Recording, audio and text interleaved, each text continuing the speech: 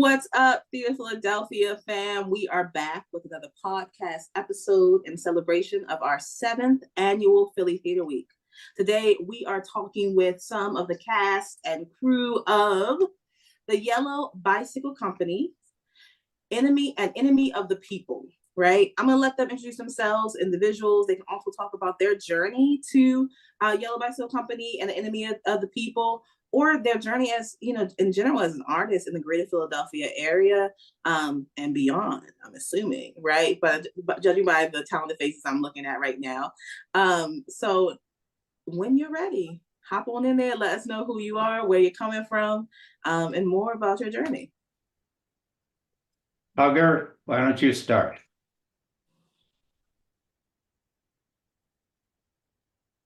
No, I guess not. Okay. Sorry, I'm on mute. No worries. Go ahead. Okay. Gets you every time.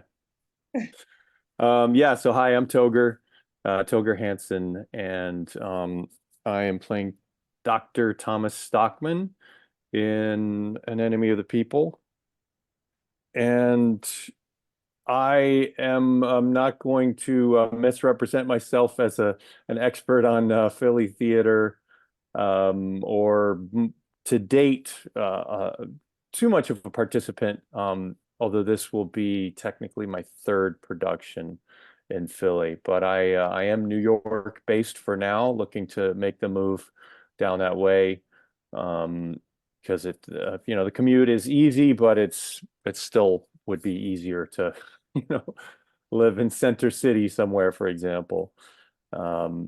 But yeah, so I am New York based, but have been working on and off with our director Josh Crone for a few years now, and it's proven to be a pretty fruitful, creative collaboration.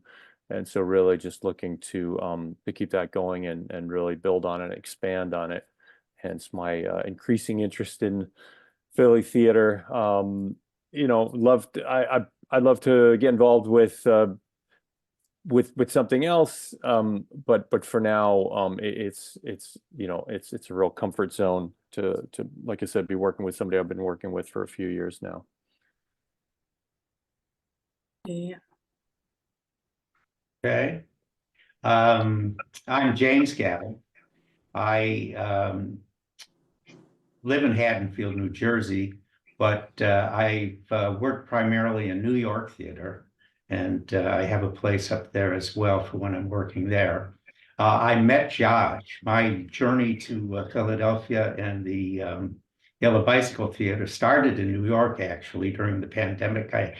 I had auditioned for Josh. He had written a play that he wanted to film as a movie in New York called Ashes, Ashes. And I was cast by him as one of the leads in that play. And we filmed for a few weeks, and then Josh had some problems with his landlord, the production space, and so that production closed down. I kept in touch with Josh, who was living in New York at the time, and then miraculously made him his way down to Philadelphia, right across the river from where I lived. And when he told me he had moved to Philadelphia, I said, "Gee, I'm right across the river." And we kept in touch. And when he started the Yellow Bicycle Theater, he invited me down to see it when it was in its infancy, when he was constructing it by hand himself, doing all the work. He's an extremely talented artisan in that way as well. And then he invited me to renew that project, Ashes, Ashes, which was one of the best plays I've ever been cast in, and asked me to do that same role at the Yellow Bicycle Theater. And so we did it last year. It was very well received, very well reviewed, and I was very excited to do it with him because I just loved the piece that he had written. And then I got a text message from Josh not too long ago asking me if I'd play Peter in The Mayor in this production. And it's a play that I had always loved, Enemy of the People. I think, the relationship between Peter and Thomas, or Tommy, is what I call him in this production, in the adaptation, my little brother. And, the relationship is such a large part of that play. It's a timeless theme. It goes all the way back to Genesis, where Cain and Abel, Joseph being sold into slavery, by his brothers, and then you see it pop up all the time. The conflict, between brothers juxtaposed against that familial love. You see it in On the Waterfront, Charlie and Terry Malloy. You see it in Cat on a Hot Tin Roof, Britton Goober. So Josh's adaptation, I think, really focuses very much on that relationship. And so I was delighted to play it. And I had seen Toger act before. And when Josh told me that he was going to be playing my brother, I just jumped at the chance. So I'm very excited for audiences to see what we're going to do. Yeah. Okay. All right. Well, hello. My name is Tiffany Ray. I was born and raised in Philadelphia, although I don't currently live in Philly. I live in the suburbs in Montgomery County. So with Enemy of the People, I play the character of Catherine Stockman, which is Dr. Stockman, which Toger's character, Dr. Stockman's wife. And so this character, a lot different from me. She's a busybody. She's pretty anxious, but a voice of reason, which kind of flows with me. My training is in mental health counseling. I'm a mental health therapist. So that part really does relate to who I am personally. But I met Josh on a previous production, which was called The Journey, where I played a psychedelic therapist, which I absolutely loved. Loved that play. Loved playing the psychedelic therapist. It was so much fun, so immersive, which really surprised me. I didn't realize how immersive it was until we did the tech rehearsal on it. And so it's really a joy to work with Josh. I worked with Toger on that particular play. This is my first time working with James, which I love working with James as well. I'm pretty new to the theater scene. I've started acting probably about maybe 3 years ago. I have done a couple of productions in Philly. I did a comedy and a drama, and did some background work on the film and commercial work for a hospital in Philadelphia. And so I'm really just enjoying this experience. I've always wanted to get into acting. And so this is just like a dream come true for me at this point in my life. Yeah. First of all, just powerhouses all in this conversation of exploring and also supporting this vision that Josh has for Yellow Bicycle Company, to embody all of these kind of urgent questions, right? Especially when you look at an enemy of the people with this deadly bacteria being discovered in a small town water supply. What? We've never heard of that before in our communities. But what I love is also this question of where's the line between the individual freedom and our collective kind of responsibility towards our environment, towards our community, right? And I'm sure each of your characters has different kind of like opinion on where that line draws, right? And being like, okay, cool. What do you appreciate about being a part of, I know as an actor myself, I always appreciate being part of the plays and pieces that ask those urgent questions, because for me, it feels like being a part of the alignment, similar to what Nina Simone has said about, an artist reflects the times, right? What can you talk, anybody can talk more and touch base on what is that feeling of that question of like the line between individual freedom and collective responsibility as far as this play and also you as an artist coming into this play? Yeah, I would say, so the thing that kind of comes to mind for me is just the idea of what things are you willing to turn a blind eye to, and what things are you going to acknowledge based off of your comfort zone? Because I think that kind of speaks to the idea of whether you're going to agree with the collective or you're going to, assert your individual freedoms. It depends on what are you going to turn a blind eye to. And particularly with my character, initially, I was not going to turn a blind eye, but then when kind of my when the question of my wealth, or if it was going to, impact our household economics, I kind of start thinking about maybe I'm going to turn a blind eye because I don't want to, be without an income. I want us to live comfortably. And so this is going to impact the way that we're going to live. Then, hey, maybe we need to turn a blind eye to this thing, and then eventually that changes for me. But I think that's like a question that we kind of all get confronted with at some points in our lives, regardless of the issue. But this play, the issue is the Black bacteria, but it could be anything. It could be a relationship.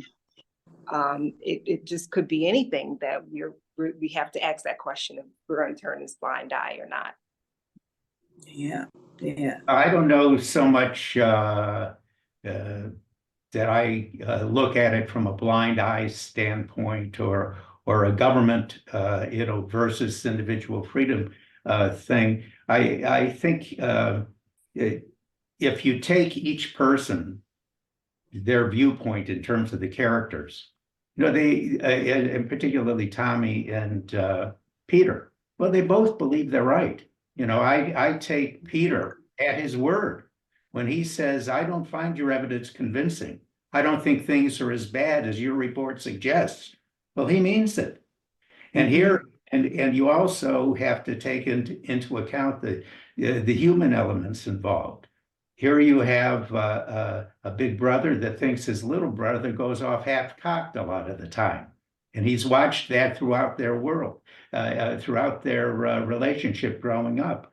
So when his little brother starts to shoot his mouth off, well, then he's looking at it through those glasses. That doesn't necessarily mean Peter is bad or Peter, is the establishment versus truth or anything else.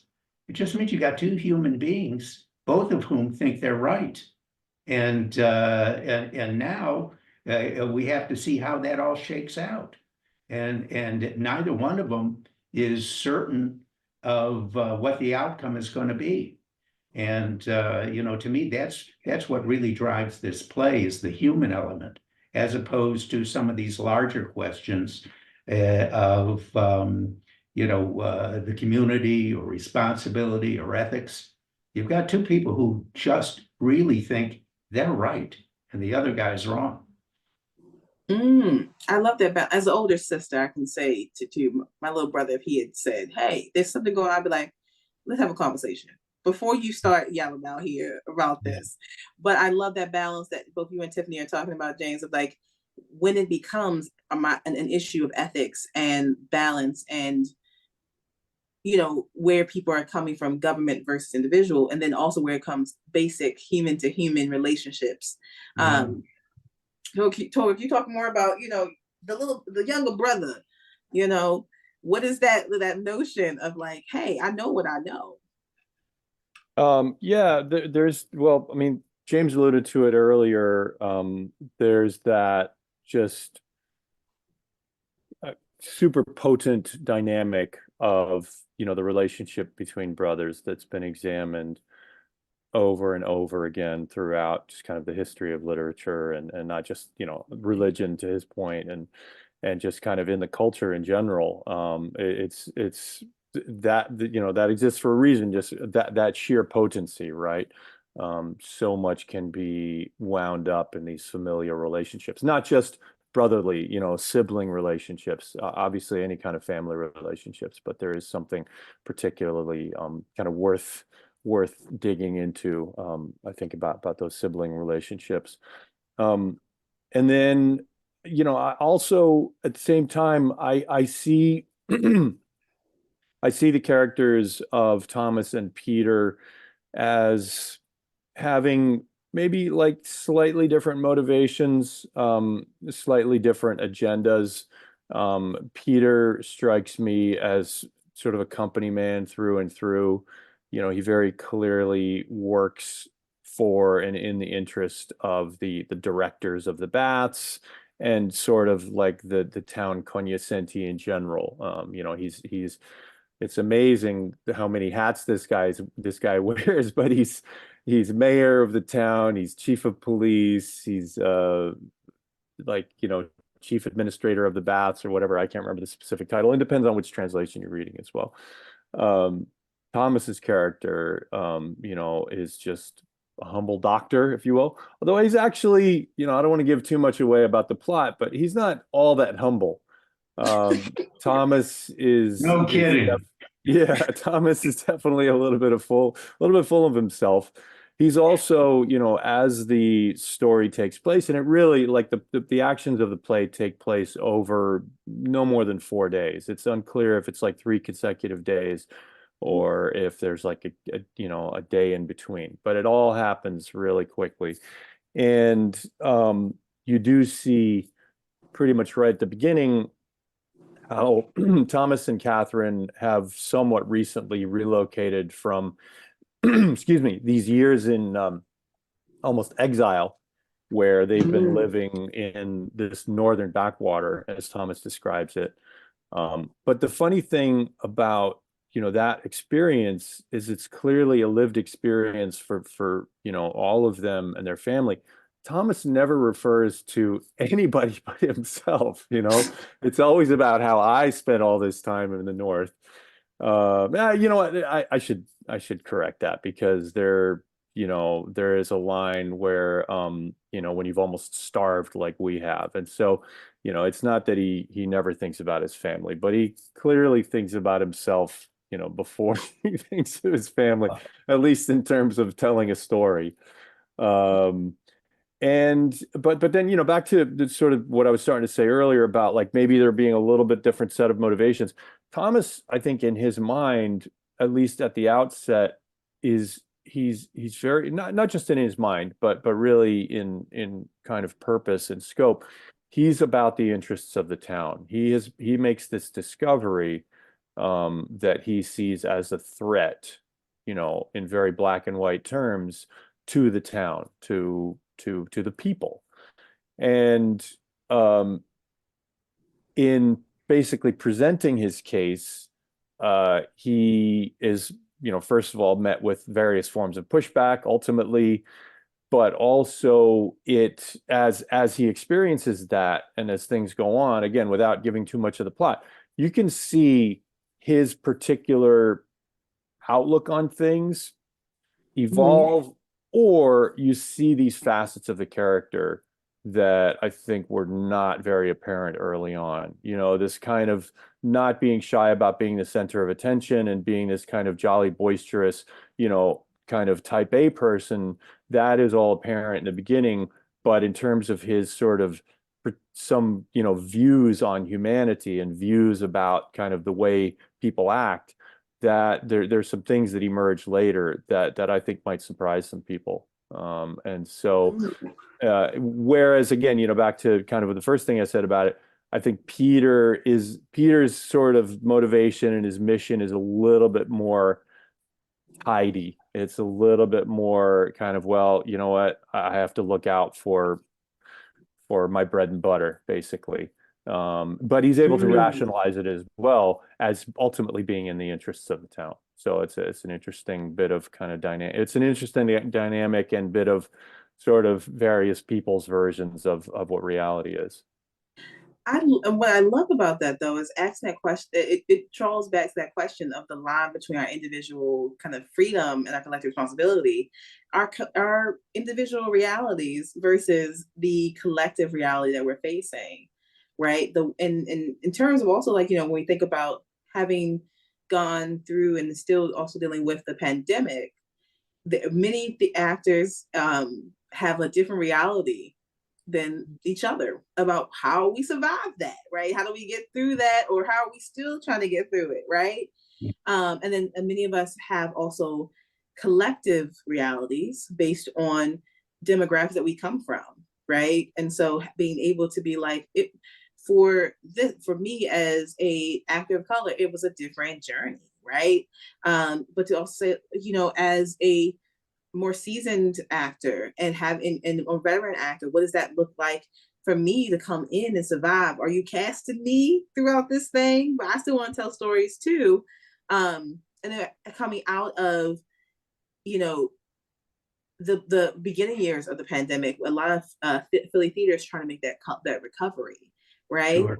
But we're still being like, hey, though, your reality is different. I don't believe it's like that. It didn't happen like that. And everybody's like, well, maybe it did happen like that, just not Yeah. for you, Exactly. And so I'm curious as to if any of you found part with your character, you're like, oh, I don't like your reality. That's not it. Like that's not it. Like that's not what's happening. Especially Tiffany, as a woman of color stepping into this role of being like, and having also experience of disparities in like Flint, Michigan, and things like that. All of us having witnessed Flint still not having drinkable water all these years later. There's a point you're like I think Toby, you talked about a lot about this being like he's a little narcissist. Sometimes you're like, what the heck are you talking about, bruh? Like you weren't the only one up there. Is there a line that sticks out to you that's like was your character drawing? Yeah, go ahead. I will say just overall, just my character's position in the play. Because this play was written so long ago, it definitely does stand out that being a woman in the play, you are expected to be an accessory and not necessarily like a main character. I actually like though the fact that Catherine does have somewhat of a voice in the play where when the men are talking, she might assert like a certain opinion or say some things, but you definitely can see that women are accessorized a lot in the play. And there's a line where it's really highlighted towards the end of the play, just how much of an accessory women are viewed as. And so Catherine, she does try to take a little bit of a stand to say, no, not me. I'm not going to be the accessory. I'm going to be somewhat of a main player and a main character in this. So that's my thoughts. Yeah, I agree to a large extent with what Tiffany just said. But what is interesting to me is that the character of Peter, he actually tries to enlist the help of Catherine in convincing his little brother that he's jumping off a cliff, and he actually voices the opinion that she is the voice of reason in this household. And so it's not, it may be that in general women are thought to be accessories, but maybe Peter is not as from the Stone Age as you may think.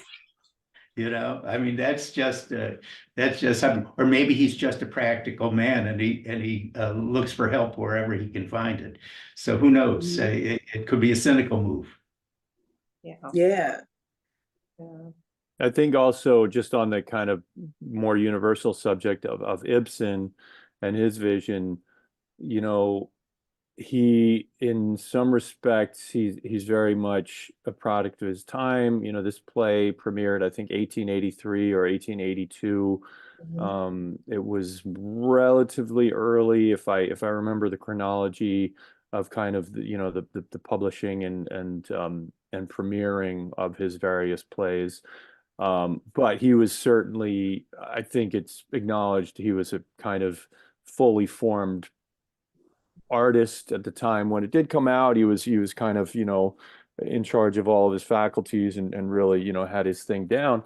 And there are plays that I can, you know, Ibsen plays that I'm familiar with. I'm not nearly familiar with as many as I'd like to be, but two that I am familiar with are Hedda Gabler and A Doll's House, that have very strong female characters at the very heart of them, at the very forefront, in their own very different ways as well. You know, Hedda Gabler is a real study in complexity in her own right, maybe to put it mildly.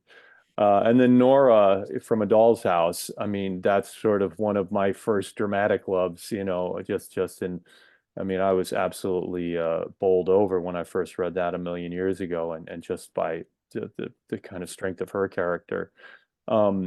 But to Tiffany's point, and to the kind of the larger point, you know, in this play, there is this greater kind of accessorizing of the female role, you know, very, very noticeably, very clearly.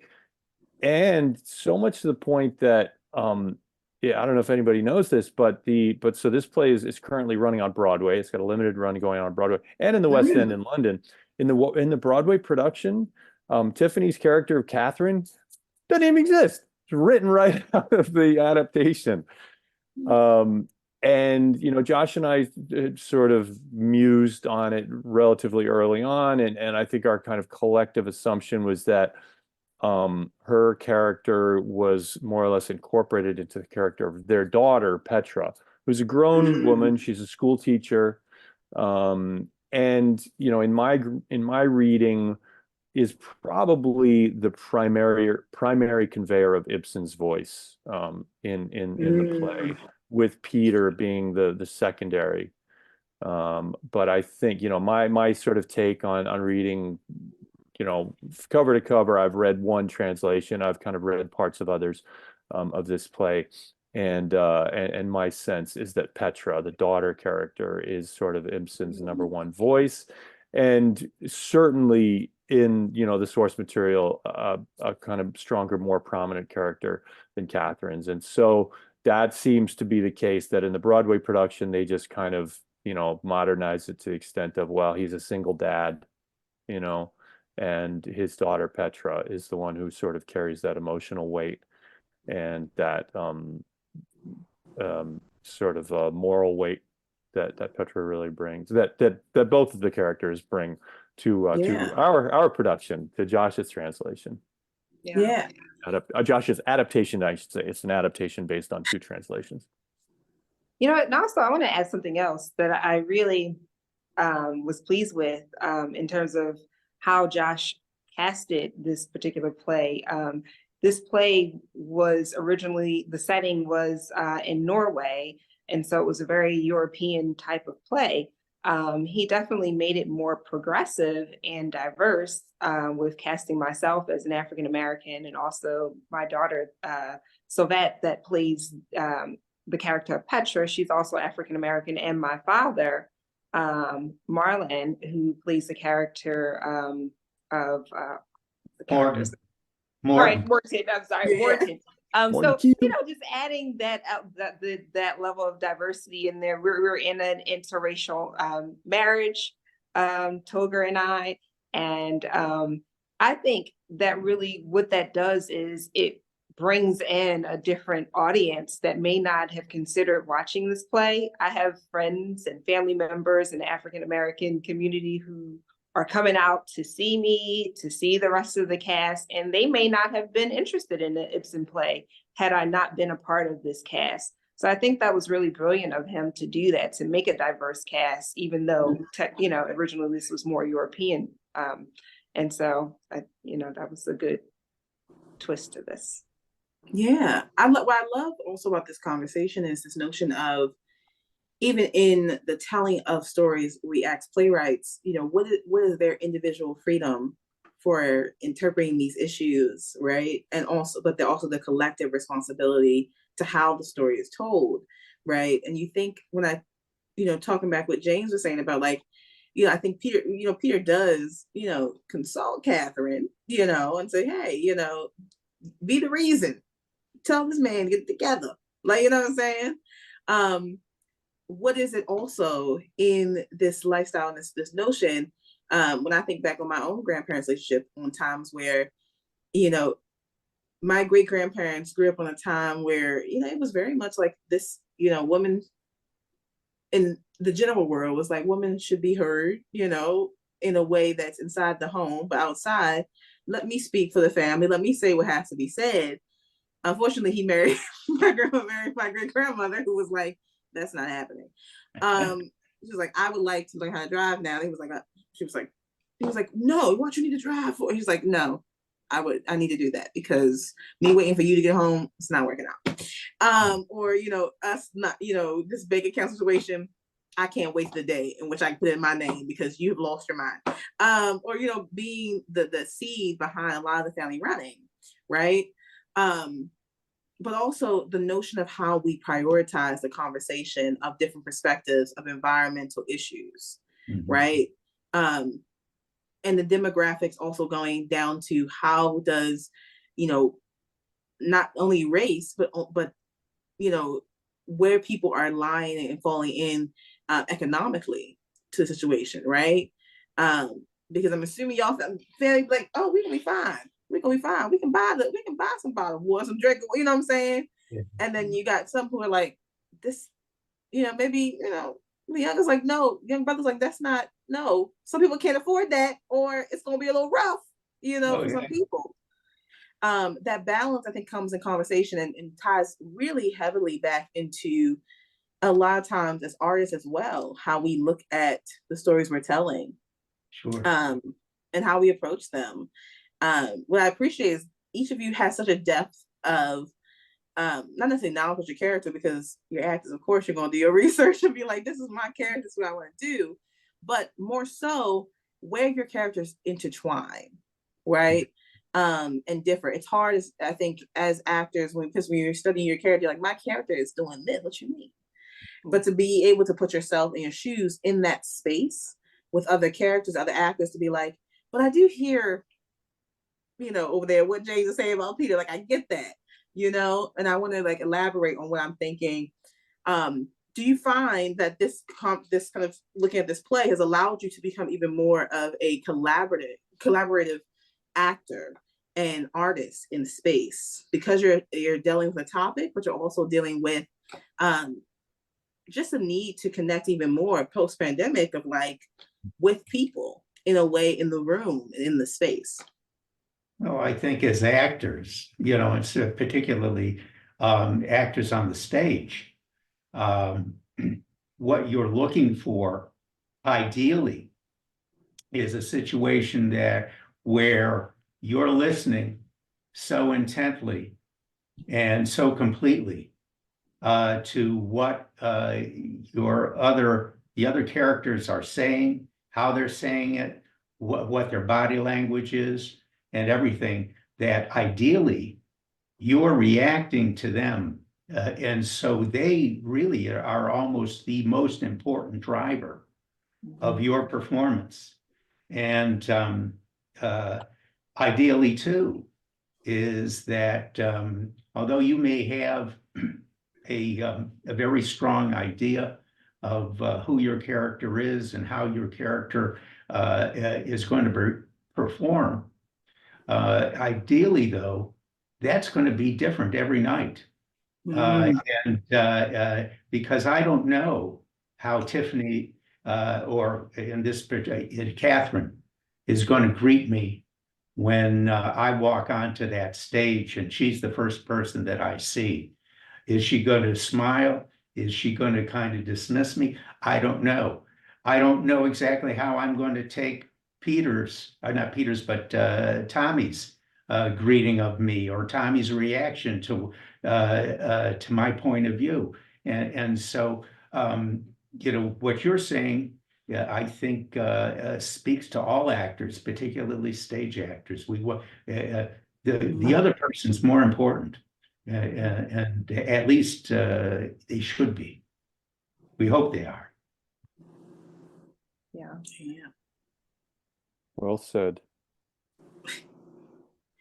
So thank you all for being here, for talking with me about an enemy of the people, but also talking more about your own personal journeys within your characters, and what you've come to understand, and also what Yellow Bicycle Company is doing, exploring these urgent questions, and whether it is a question about on a universal level, or is it a question about the human to human level, right? And how do we delve into those issues on stage in a way that still holds true to the future of what we want theater to be, right?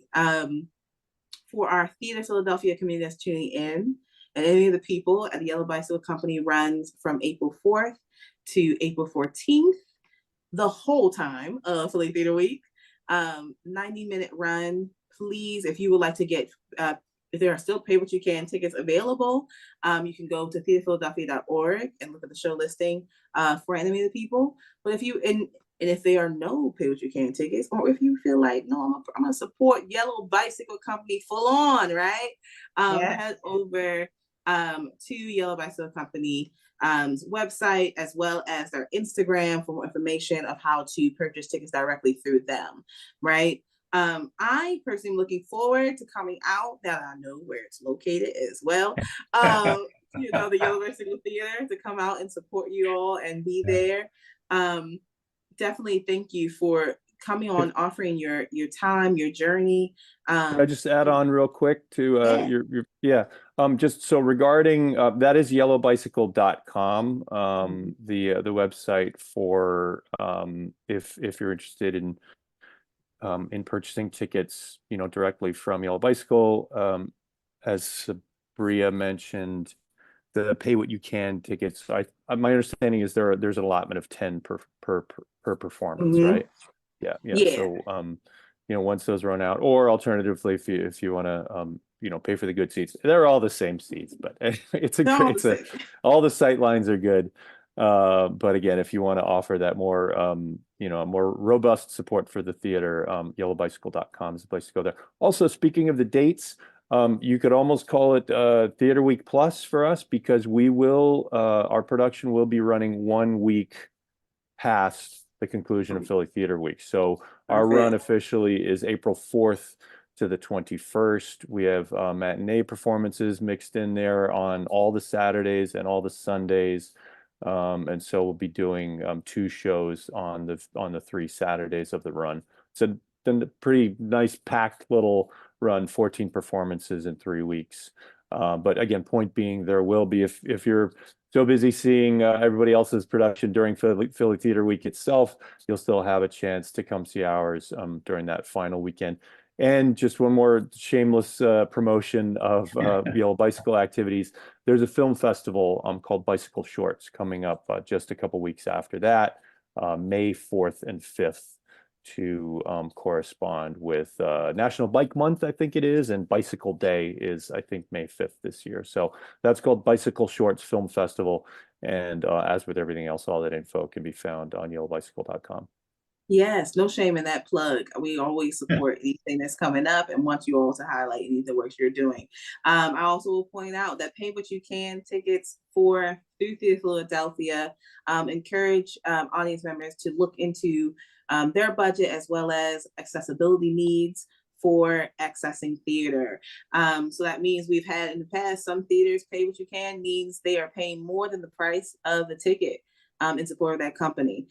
So please make sure that you are looking at both options, but also that you continue to support Yellow Bicycle Theater and check out some of their upcoming productions, as well as look into opportunities they have for acting coming up and things like that. We always encourage everyone to use this opportunity not only to worry about this production for the Philly Theater Week, but how can we support these theaters past Philly Theater Week as they continue on their journey to bring theater to Philly community? All right, y'all. Thank you for tuning in.